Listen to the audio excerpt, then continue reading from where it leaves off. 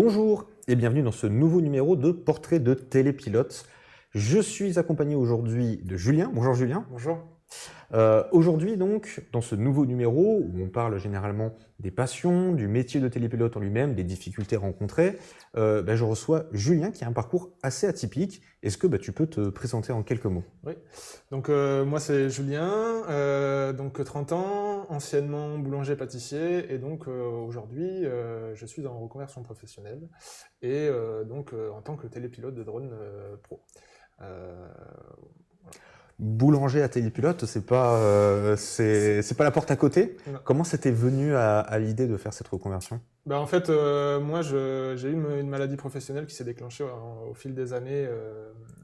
Au fil des années du métier et il a fallu que je retrouve une reconversion rapide. Tu pouvais pas continuer dans cette voie-là? Non, handicap total au niveau du métier. Ouais. Donc voilà, faut trouver autre chose. Ok. Et donc du coup, pourquoi télépilote? Qu'est-ce qui t'a donné envie? Est-ce que c'était déjà quelque chose qui t'intéressait avant? Ou est-ce que tu as vu quelque chose dans tes recherches? Comment ça t'est venu? Non, le drone m'a toujours intéressé. J'avais jamais franchi le pas. Et là, typiquement, c'était l'occasion, en fait. J'ai été suivi aussi par un organisme de reconversion qui m'a aidé à trouver la voie qui me correspondait. Donc, ça m'a dirigé vers télépilote. En plus, il y a une formation très rapide comparée aux autres métiers plus classiques, on va dire. Donc c'est ce qui a aussi influencé le choix de télépilote. Après, c'est vrai que moi, j'adore tout ce qui est un peu technologie, console, jeux vidéo, tout ça. Donc, c'était un peu dans ce monde-là. Et voilà, il a juste fallu que je passe le pas, en fait. Comment ça s'est passé justement cette transition, c'est-à-dire le fait de passer à quelque chose que tu connais pas du tout? Alors, tu dis la formation est rapide. Ouais. C'était quoi tes appréhensions en arrivant dedans? Et au final, là, quand on ressort un tout petit peu après, là, maintenant que tu fais des missions, etc., comment tu as vécu cette transition? Clairement, la transition est pas simple, hein. On passe d'un métier qu'on fait depuis 15 ans à un métier qu'on ne connaît pas du tout au début. Donc la partie formation te permet de voir si ça te correspond vraiment, les difficultés, parce que c'est vrai que le drone, on se dit photo, vidéo, c'est super, c'est joli et tout ça, mais il n'y a pas que ça. Et puis en plus de ça, quand on veut en vivre pleinement, la photo vidéo, clairement, ça suffit pas. Donc toi, ce qui t'a intéressé, c'est de ne pas faire de la photo et de la vidéo, c'est de faire autre chose. En proposer évidemment, mais le but c'est quand même de se diversifier un maximum et d'ouvrir le drone aux métiers qui ne l'utilisent pas encore ou très peu. Tu voles sur quoi actuellement là? Donc moi j'ai un drone de pulvérisation en captif, donc avec un tuyau qui est relié à de l'eau, à un produit. Un C5? Ouais, un C5. Et donc pour tout ce qui est pulvérisation sur serre agricole, sur toiture, Blanchiment, nettoyage de ouais, champignons, etc. Tout ça. c'est ça, exactement. Donc c'est très spécifique, mais pour se reconvertir et en vivre, il faut, je pense, développer cette partie-là. T'as un autre drone aussi, non? T'as un Mavic 3? Ouais, j'ai un Mavic 3 thermal qui lui est plus spécialisé dans l'inspection, notamment thermique. Donc c'est pareil, c'est pour tout ce qui est panneaux photovoltaïques, champs solaires, inspection de bâtiments, d'immeubles, tout ça. Donc pareil, là, tu as dû... parce qu'en plus, là, c'est plein de facettes différentes. Ouais. Il n'y a plus que le côté pilote, de drone, images, etc. Donc tu as dû également aller chercher autre chose pour vraiment aller dans des choses spécifiques. Donc tu as dû aller regarder des documentations, aller faire de la formation, aller faire des choses comme ça. Ouais, c'est clair, il y a beaucoup d'heures de visionnage de vidéos sur Internet. Après, c'est des choses qui se font dans le monde entier, de plus en plus, avec de plus en plus de demandes. Donc nous, en Calédonie, c'est vrai que c'est des choses qui se font très peu. Calédonie ou en France, hein, ça commence, il y a une émergence qui arrive. Mais c'est vrai que par rapport à l'Australie, par rapport à la Chine, par rapport aux États-Unis, au Canada aussi, ouais, tout à fait, on est beaucoup plus en retard sur certaines choses. Ouais, tout à fait. Clairement. Après, c'est vrai qu'au niveau des réglementations, on n'a pas les mêmes forcément que tous ces pays-là. C'est différent partout. Voilà. C'est différent partout. Mais c'est intéressant de regarder. Ce sera peut-être l'objet d'ailleurs d'un épisode qu'on aura vraiment sur les différents pays du monde. Mais oui, c'est vrai que la réglementation, elle est un peu particulière. Elle est ce qu'elle est. On a reçu la police nationale, etc. qui nous a parlé des missions, des contrôles. Donc toi, tu as commencé ton activité il y a combien de temps à peu près? Donc moi, j'ai commencé l'activité, vraiment le début des missions il y a 2 mois à peu près.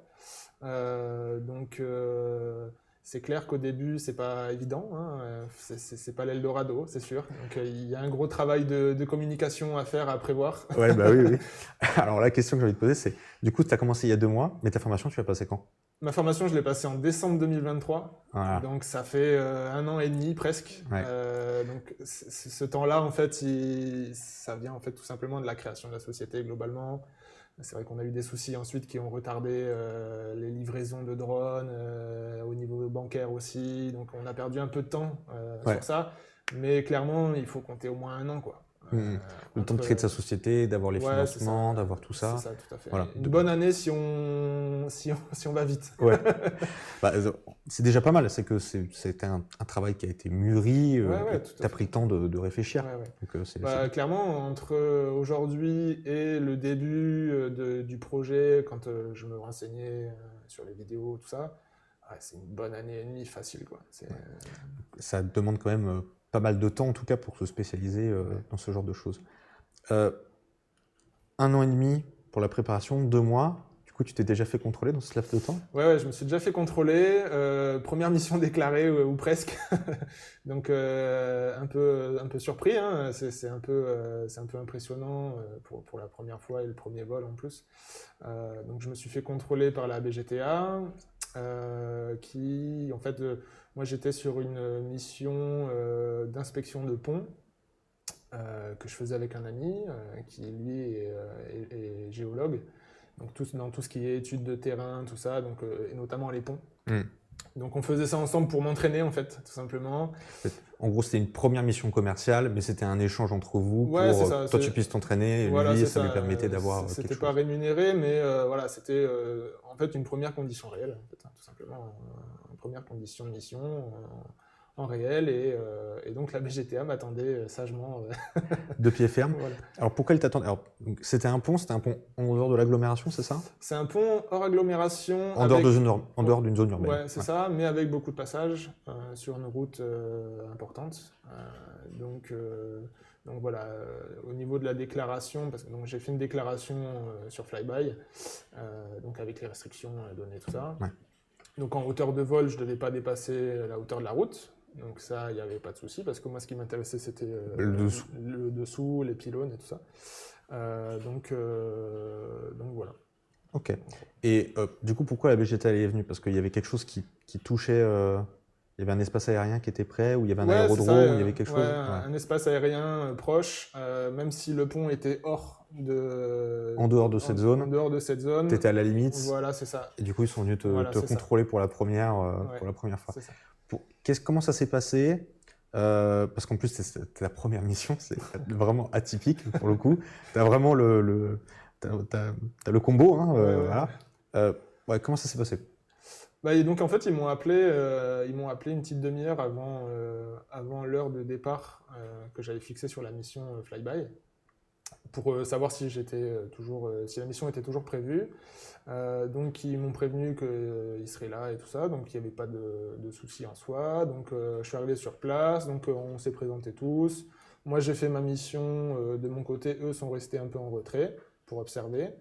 Et donc après, une fois la mission terminée, on a fait un petit débriefing sur la mission, sur ce qui allait, ce qui allait pas. Et du coup, pour ta première mission, en plus, il y avait le stress en plus, etc. Qu'est-ce qui allait pas? En gros, ce qui allait, en termes de sécurité, ça allait parce que j'avais bien fait la déclaration avec la bonne hauteur, pas de survol de route ni de personne. Tu avais bien pensé à la sécurité. Ouais, au niveau de sécurité, ça allait. Après, là où il y avait des petites remarques, c'était surtout au niveau, environnement, zone de balisage. Parce qu'en fait, moi, j'attendais mon matériel. Donc, c'est vrai que voilà, j'ai fait la mission sans avoir tout mon matériel qui était dans le bateau. Ouais. Donc, c'est vrai que il aurait fallu que j'attende, clairement. D'avoir tout ce qu'il faut. Mais c'est super important comme expérience, et parce que quand on commence, généralement on se dit je vais faire des petits tours de chauffe sur ci, des petits tours de chauffe sur ça, généralement. Alors qu'au final, ce que demande l'autorité, c'est qu'en fait, ne commence pas tant que tu n'as pas tout le matériel réuni à ta disposition, etc. Même si c'est des vols d'entraînement en dehors d'une zone urbaine, en dehors de l'agglo, avec des petits drones d'entraînement, etc. Voilà, ça, il n'y a pas de souci. Mais c'est vrai que sur des missions commerciales où il y a la sécurité, où tu es susceptible de te faire contrôler, c'est vrai qu'ils demandent d'avoir tout l'équipement d'un coup. Sûr, et bon, pas de peau, parce que du coup, toi, c'était pour t'entraîner en attendant que l'équipement arrive. Bon, c'est très bien que tu dises oui, j'aurais dû faire ça. Et de toute manière, le contrôle, c'est pas mal passé, t'as pas eu d'amende, t'as pas eu d'infraction. Ils ont contrôlé ton Manex aussi. Ouais, contrôlé Manex. Et puis, moi, c'est ce que j'ai dit au final à la BGTA, c'est que en fait, j'étais même content qu'ils me contrôlent dès la première mission, parce que en fait, ça permet de repartir sur des très bonnes bases et de pas prendre de mauvaises habitudes, d'avoir un Manex qui convient à tout le monde, etc. Donc finalement, avec un peu de recul, c'est impressionnant sur le moment, sur l'instant présent. Et mais c'est plutôt positif. Ouais, clairement. Moi, j'ai toujours bien aimé les contrôles. Je sais que ça fait peur à beaucoup de monde. Peut-être les télépilotes qui nous regardent, qui se sont fait contrôler, ça s'est peut-être mal passé, etc.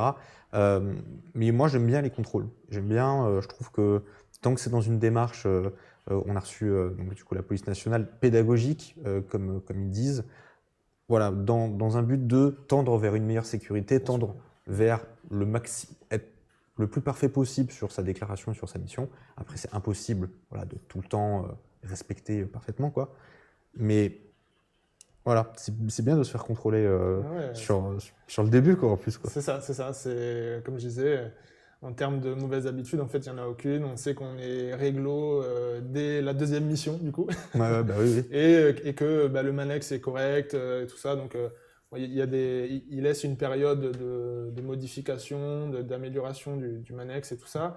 Donc c'est du travail supplémentaire qu'il faut prendre en compte. Tu as reçu les notifications sur Meteor. Ouais, c'est ça, voilà.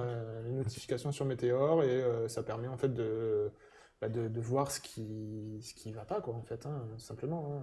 Même si on fait le vol, pour nous, si on le prépare de notre manière, où tout est pensé, tout est sécurisé, tout ça, en fait, on se rend compte que pas toujours. Donc, Du coup, depuis, tu as fait d'autres missions, parce que là, pour le coup, c'était une inspection.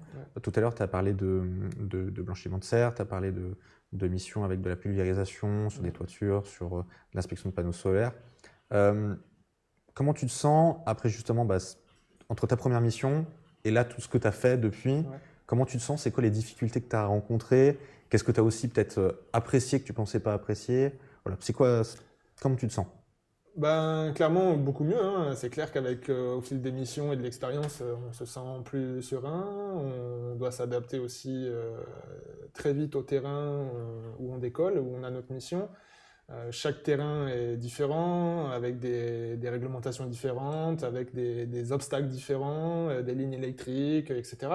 Donc il faut avoir un gros sens de l'adaptation. Voilà, et donc après, typiquement, sur une mission de nettoyage de serre, il a fallu que je décolle entre la serre agricole et un câble électrique, et entre les deux, il y avait peut-être 1,50 m, 2 mètres, avec un drone qui fait 2,5 kg.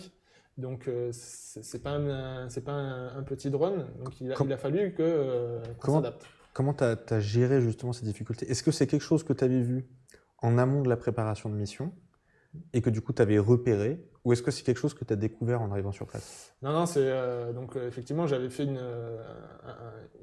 une étude sur Flyby du terrain et de la zone.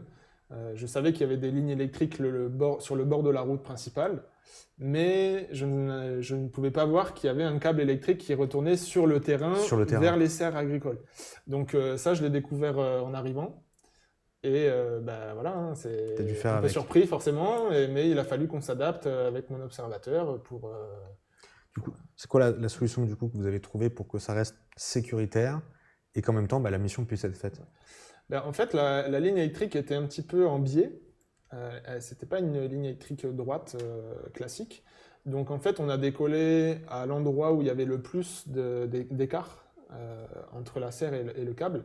Et ensuite, on a avancé avec le tuyau, donc en captif, on a avancé avec le tuyau sur la serre. Donc ça nous a permis d'avoir plus de sécurité en prenant moins de risques avec le câble. est-ce qu'il y a une partie de la serre que tu n'as pas pu faire du coup, parce que du coup le câble était vraiment très près? Non, j'ai pu tout faire. Tu as pu tout faire? Ouais, j'ai pu faire toute la serre avec 2 zones de vol différentes. Ah oui, donc du coup tu as réparti voilà, pour... voilà, c'est ça. Ok, bien pensé. Voilà. Bon bah c'est pas mal. Est-ce que ça t'est arrivé souvent justement de faire la préparation, tu arrives sur place, en plus tu as un captif, c'est beaucoup plus compliqué voilà, que quand tu as un aéronef justement qui est libre. Hein. Est-ce que ça t'arrive souvent d'avoir ça? Alors, au niveau des câbles électriques, non, ça m'est pas arrivé souvent. D'avoir des surprises. Des surprises, oui, très clairement. Il y a des choses qu'on peut pas prévoir, ou alors il faut faire une visite d'avant-mission, éventuellement pour être sûr de ce qu'on a sur le terrain le jour J. Mais très clairement, il y a tout le temps des obstacles et des imprévus. Tout le temps, ouais, ça c'est quelque chose qui est généralement que voilà, vous devez connaître. Et ouais, c'est vrai que cette adaptation, c'est quelque chose qui est super important. Ouais. Cette polyvalence de pouvoir se dire, bon ok, ça c'était le plan de départ, comment je m'organise pour repenser un peu autrement ce plan. Voilà, pas dans la précipitation, pas dans vraiment la recherche de la sécurité parfaite, de se dire, si je reste là, forcément, ça va me plomber ma mission et c'est dangereux, quoi. La première chose à faire, de toute façon, c'est la sécurité des gens et du drone. Parce que sur des gros drones comme ça qui commencent à peser un peu, forcément. Voilà, ça devient tout de suite plus dangereux. Donc très clairement, la première chose, c'est la sécurité. Est-ce qu'elle est là, est-ce qu'elle n'est pas là? Si elle est là, oui, tout va bien, on y va. Si elle n'est pas là, on annule la mission. On annule la mission, ou on change de zone de décollage, ou voilà, on s'adapte différemment, quoi. Qu'est-ce qui t'a amené à faire tout ce qui est agriculture? C'était parce que c'est ce côté technologique qui t'a plu, ouais. Ou vraiment t'as regardé, t'as fait ah ouais, c'est vraiment ça que je veux faire, ou la passion est venue en faisant? Alors clairement, ouais, la passion est venue en découvrant en fait dans cette activité-là, dans ce domaine-là. Pour moi, l'agriculture, c'est tracteur. C'est pas drone. Ouais. Donc en découvrant un peu tout ce monde-là du drone agricole, c'est clair que c'est absolument incroyable en fait en termes d'évolution technologique. Et je pense qu'on est clairement qu'au début de cette transition-là.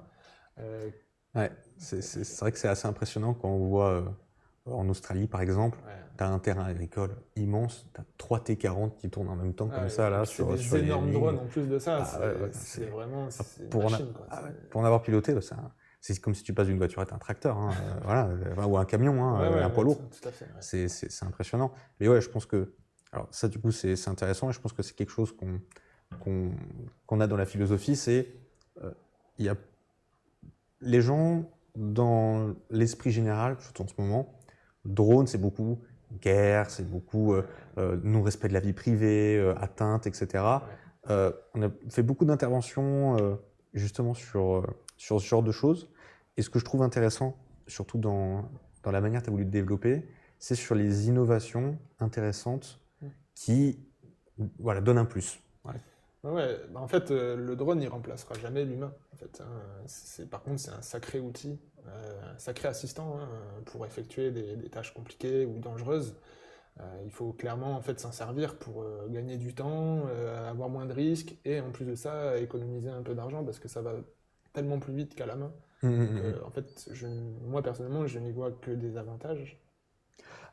Il y a beaucoup d'études qui sont faites en ce moment en Europe, en France. Je crois qu'il y a une étude en Suisse sur l'utilisation justement des drones d'épandage sur des restanques avec des vignes, voilà, sur des vignes. Effectivement, c'est un gain d'eau, c'est un gain de temps, c'est un gain de produit, ouais. Et toute l'analyse qu'il y a derrière aussi, parce qu'il n'y a pas le côté épandage, il y a le côté analyse pour le coup agriculture. Bon, alors là, on rentre vraiment dans le côté agriculture et plus le côté vraiment pulvérisation. Mais est-ce que c'est quelque chose vers toi, tu as envie de tendre vers ça aussi, ce côté agriculture? Ah ouais, clairement. Ouais, vraiment. Clairement, le monde agricole a, je pense, besoin du drone et de gagner aussi du temps, parce qu'on sait que c'est des métiers très compliqués hein, en termes de vie de famille, physique et tout ça. Clairement, le drone peut vraiment, je pense, faciliter la vie de ces exploitants agricoles.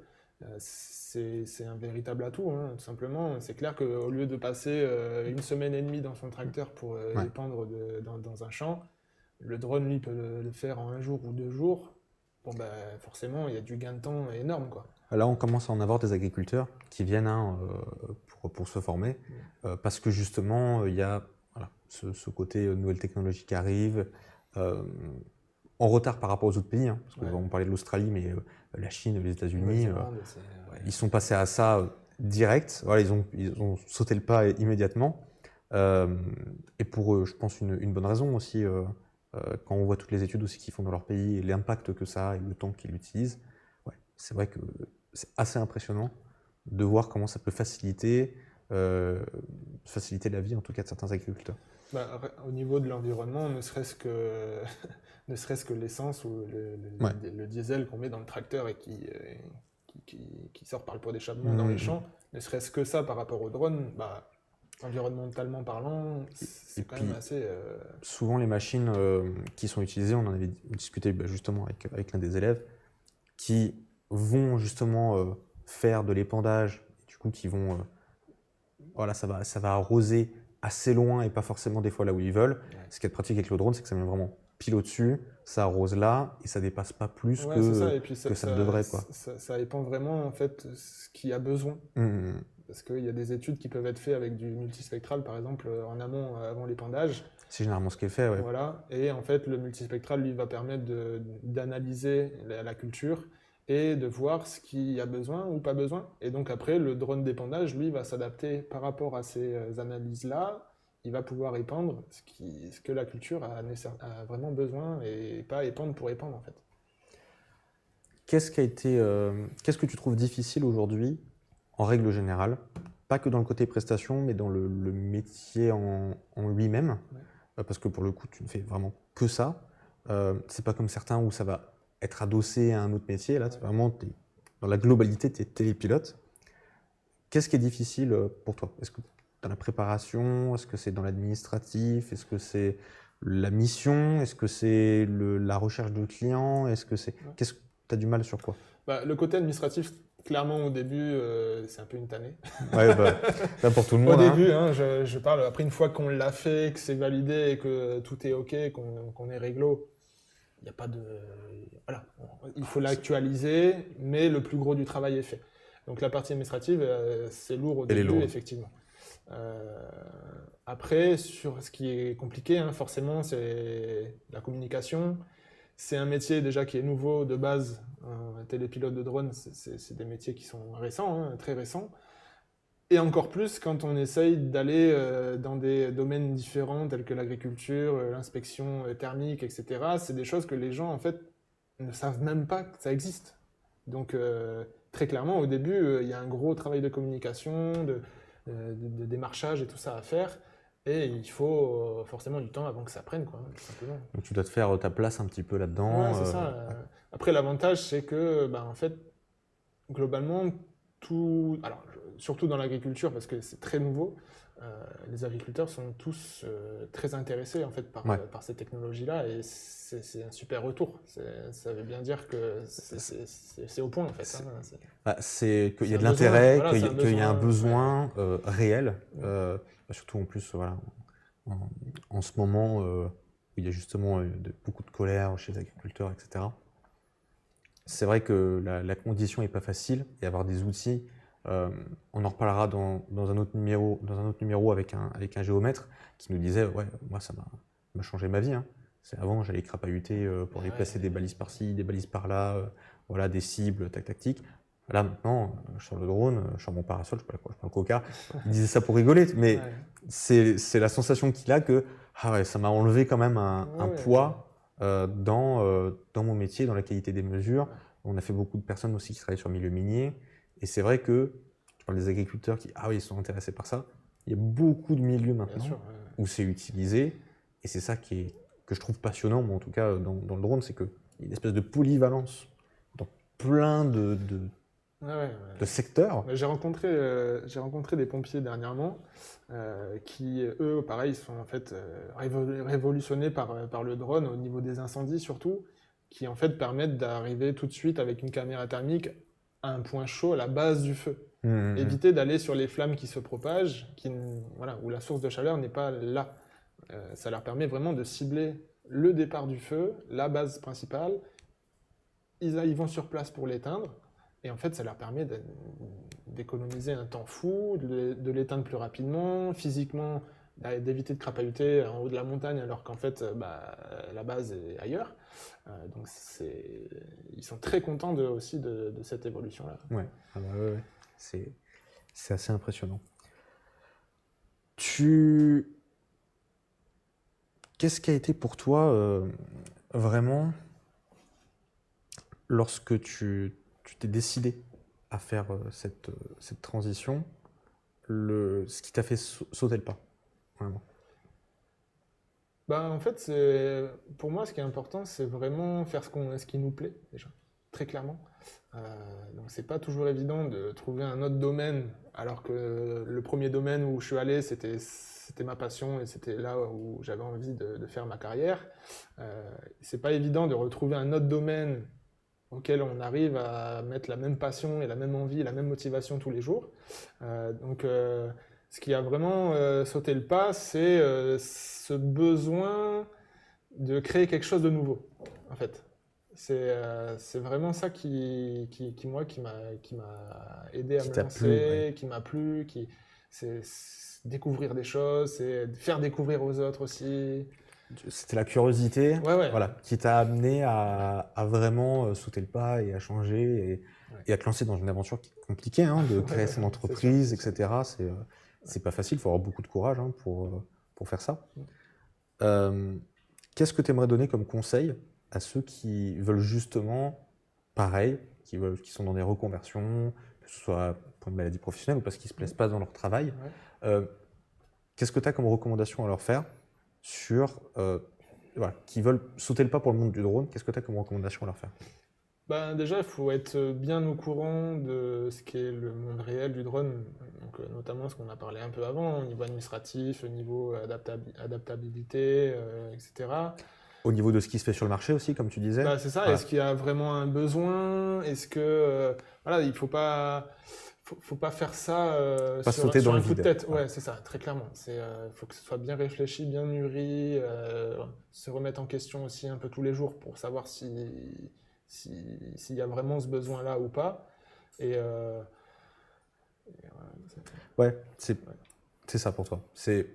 Est-ce que c'est une envie passagère ou est-ce que c'est juste un intérêt comme ça, ou est-ce que c'est une envie derrière, une réelle motivation qui va engranger toutes les difficultés qu'il y a derrière, la création d'une entreprise, la rédaction du Manex, les premières missions, se faire un portefeuille de clients aussi qui est complexe.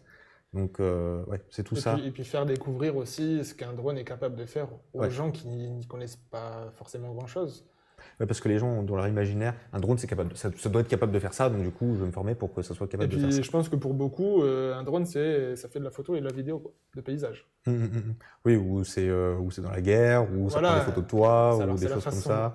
Ouais, voilà. La façon du oui, mais c'est la réalité. Il y a beaucoup de gens, ils ont ça en tête, ou avec les drones FPV maintenant, où on n'arrête pas de voir des vidéos sur les réseaux là, avec des drones FPV totalement illégales pour la plupart, qui sont assez frustrante pour certains pilotes pros, je pense, de voir qu'on peut publier ça sans rien. Il y a des choses qui sont très impressionnantes, il y a des choses qui sont faites dans les règles. C'est vrai qu'il y a beaucoup de vidéos amateurs où on voit des crashs, on voit des choses comme ça, et c'est vrai que ça fait un peu peur, quoi. Très clairement, ça peut faire mal. Même un petit drone, à la vitesse où ça va, ça peut faire des dégâts. Est-ce que du coup, vu que tu évolues en milieu rural, tu as déjà eu, ou pas en milieu rural d'ailleurs, des habitants, des gens qui viennent te voir, qui te posent des questions? Est-ce que c'était déjà arrivé? Ouais, ça m'est déjà arrivé. Les gens sont souvent très curieux. Un drone, c'est nouveau, c'est beau, ça vole. Donc forcément, ça intéresse un peu tout le monde. Après, très souvent, c'est de la curiosité saine et bienveillante. J'ai pas eu à ce jour-là un mec qui m'a agressé. Pour l'instant. Mais après, c'est pareil, avant la mission, il faut essayer d'aller prévenir les gens s'ils sont là. Excusez-moi. Comme toujours, le côté sécuritaire. C'est ça. C'est clair que si on va survoler le jardin de la voisine, bon, bah, c'est clairement pas... C'est sûr que c'est en train de bronzer, quoi, survoler. Ah, voilà, oui, il y a pas de... évidemment. Après, globalement, les gens, ils regardent, ils posent des questions, et puis ça leur plaît, et puis voilà. Pour l'instant, en tout cas, j'ai la chance d'avoir eu que des bons retours. D'avoir eu que des bons retours. C'est pas le cas. Peut-être que vous avez eu des mauvaises expériences. Nous, on a eu plein aussi. Mais plus on vole, plus après il se passe des choses, hein, forcément à ce niveau-là. Après, du moment où on est en règle, en fait, les gens peuvent rien dire. Hein. Très souvent, ils pensent que l'espace aérien au-dessus de leur terrain leur appartient, alors que pas du tout. Ça appartient. Voilà, c'est tout ce qui est au-dessus, c'est l'aviation civile. L'aviation civile. Si on est correct dans nos démarches et dans c'est de leur droit de se poser des questions. Pourquoi il y a un appareil qui vole au-dessus de chez eux. Mais voilà. Donc Puis après aussi, très souvent. Les gens, quand les gens voient un drone, ils pensent qu'ils le filment machin, avec le zoom et tout, alors que très souvent on regarde l'horizon, les montagnes, la plage, etc., la mer, etc. Donc faut pas avoir aussi cette vision malsaine et un peu perverse que le drone peut avoir. La caméra peut s'orienter différemment aussi. Donc. Je pense que la paranoïa du drone, pour certains, vient aussi de l'imagerie populaire qu'on en a actuellement. Que ce soit dans les médias, que ce soit voilà, c'est l'imagerie, c'est la guerre, c'est l'espionnage, c'est les trucs comme ça. Alors il y a le côté vidéo et tout. Et c'est vrai que pour la plupart des gens, un drone, c'est un peu bizarre quoi. C'est un peu bizarre. Donc ça fait traiter à méfiance. Après, je pense que pour beaucoup de télépilotes, le drone, c'est aussi un moyen de s'évader un peu en regardant son écran, en voyant l'horizon et tout ça, découvrant il y a un autre angle de vue, etc. C'est pas forcément pour... On s'approche de plus en plus quand même d'un des rêves initiaux du fait de voler. Hein. Il y a eu tout le monde de l'aéronautique qui est avant nous. Nous, vraiment le métier du drone, on a hérité de tout ce monde aéronautique qui n'est pas que avec le début de l'aviation. Hein. Il y a tout le côté, bien entendu, tout le côté voyage, exploration, etc., qui a hérité aussi de tout ça. Maintenant, voilà, on est dans un monde où on a des outils technologiques qui sont impressionnants. Et c'est vrai que de plus en plus, on se rapproche avec justement les drones, les lunettes, les machins, où on peut être dedans. Presque maintenant, on peut tourner la tête pour faire tourner la tête du drone, où tu te sens dans des sensations où tu as l'impression de voler, où tu as l'impression de... C'est très immersif, en fait. C'est très immersif. Et c'est vrai que, comme tu dis, s'échapper, il y en a où ils le font volontiers pour du loisir. Et après, nous, c'est ce qu'on dit et c'est ce qu'on préconise. Hein. Si vous regardez cette vidéo et que, par exemple, vous ne savez pas si vous voulez passer tout de suite au métier du drone, comme tu as pu le faire, nous, généralement, on dit aux élèves, ça doit venir d'une envie, mais d'une envie profonde et pas juste que ce soit parce que c'est du plaisir. Si c'est du plaisir, il y a plein de choses qui sont faites pour les loisirs. Rester en loisir, elle n'est pas dans le professionnel, qui est non seulement chronophage, mais qui aussi demande beaucoup de moyens. D'investissement financier, personnel. Exactement. Et ça, c'est une réalité aussi, ça coûte cher. Ça coûte cher. Ça coûte cher et très souvent, le matériel, au bout de 3, 4 ans, 5 ans, ça va tellement vite qu'il faut le renouveler constamment en fait. Donc financièrement, c'est sûr qu'il faut le prendre en compte et ça fait vite des beaux moyens. Ah oui, ça fait ça fait des beaux moyens et s'il n'y a pas de retour derrière, forcément après ça... surtout quand on a des drones très spécifiques, alors là on va pour moi à partir du Mavic 3, Enterprise et tout ça... Ça commence à faire des beaux prix à l'achat, du 4 000 € à 3 000, 4 000, 5 000 suivant les options qu'on peut prendre, etc. Le nouveau Matrice 4, le nouveau Mavic 4 qui va sortir. Tous les drones un peu professionnels, c'est clair qu'il faut prévoir aussi ce rendement en fait. Hein, parce que dans 2 ans, il faut le changer presque. Donc, surtout maintenant avec tous les nouveaux modules C5 qui paraît extrêmement cher. Et puis DJI qui nous sort des dizaines de drones, une dizaine de drones par an, presque. Oui, c'est devenu la mode. Il n'y a pas que qui sortent des drones, hein. Il y a plein de drones qui sont intéressants. Mais c'est vrai que c'est pas la même charge de travail qu'ils ont en tout cas à ce niveau-là. Merci beaucoup, Julien. Merci à toi. C'était cool. Oui, c'était très intéressant, en tout cas, d'avoir ton point de vue, cette évolution que tu as eue. Est-ce que tu auras une dernière chose à dire, un dernier message à faire passer ? Non, le dernier message, c'est si vous êtes motivé, si vous avez vraiment envie de faire ce métier-là, foncez. Mais réfléchissez bien avant. Préparez quoi. Faut préparer un plan, se renseigner le plus possible. Que ce soit vraiment une réflexion la plus mature possible. Parfait. Merci beaucoup. Merci. Bonne continuation. Merci Théo. Et puis peut-être qu'on sera amené à se revoir sur d'autres projets. Ça marche. Merci à vous qui avez regardé cette vidéo. Et si jamais vous avez des questions, n'hésitez pas à les poser en commentaire. Et on se retrouve pour un prochain numéro en tout cas de Portrait de Télépilote.